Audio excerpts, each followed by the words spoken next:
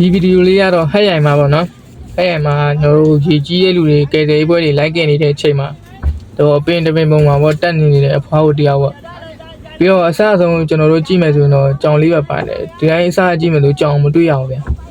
ကြောင်လေးကိုသူပိုက်ပြီးတစ်ပင်ပုံမှာနေနေဗျာကယ်ဆယ်ရေးသမားတွေတော့ပြောတယ်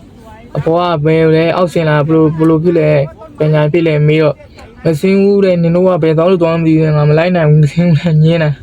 ဒီသေးသမားလည်းအတင်းပြောတာပဲဘွားဘာညာဆင်းကိုင်းကြောင်လေးလေးရှိတယ်ကြောင်လေးလေးဆင်းသွားကြောင်လေးလေးကဲပေးမယ်အကုန်လုံးဘွားဆင်းလာခဲ့ပြောတာတော်တော်ပြောယူရတယ်ပြောယူမှာဘွားကြီးဟေးရလည်းဆင်းတယ်ကြောင်လေးကိုအရင်ပေးကြောင်လေးကိုအရင်ပေးရကြောင်လေးအရင်ချပြီးတော့မှဘွားကြီးဆင်းတယ်စစဦးချင်းသူမဆင်းဘူးညင်းနင်တို့ဘယ်သွားမှမသိဘူးလေငါမလိုက်နိုင်ဘူးနဲ့ချင်းစရာတော့ကောင်းတယ်ဗျာကြောင်လေးကိုပွေထားတာကြောင်လေးကိုသူနဲ့တူတူပွေထားပြီးတော့ကြောင်လေးကြံခဲမှလည်းကြောင်လေသူကနှစ်ယောက်လုံးကဲမယ်ဆိုနှစ်ယောက်လုံးကဲနော်ချင်းစရာတော့ကောင်းတယ်ဗျာတပည့်မို့ဘလို့တက်လာတာကျွန်တော်လည်းမသိဘူးโอเคคุณมิ้นพี่อันนี้แมวยายแมวยายจับแมวยายไปก่อนนางล้างเลยครับนางล้างเลยโอเคนี่ได้เสื้อก่อนนี่แมวมาแล้วแมวมาแล้วเดี๋ยวนี่เอานี่ได้เสื้อก่อนเร็ว